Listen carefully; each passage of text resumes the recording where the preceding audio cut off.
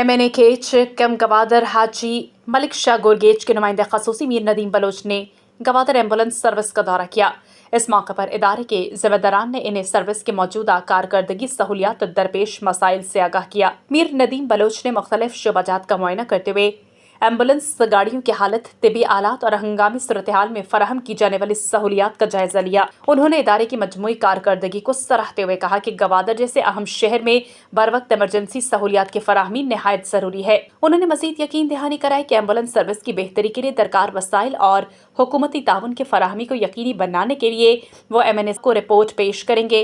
इस मौके पर उन्होंने अमले से गुफ्तगू करते हुए कहा कि मरीजों की जान बचाना एक अजीम और नेक खिदमत है, लिहाजा सर्विस को मजीद फाल और मौसर बनाने की अशद जरूरत है। मीर नदीम बलोच का ये दौरा अवामी खिदमत के जज्बे की अक्कासी करता है और तवक्को जाहिर की जा रही है कि इस इकदाम के बाद गवादर में इमरजेंसी मेडिकल सर्विस को मजीद बेहतर बनाने के लिए अमली इकदाम किए जाएंगे।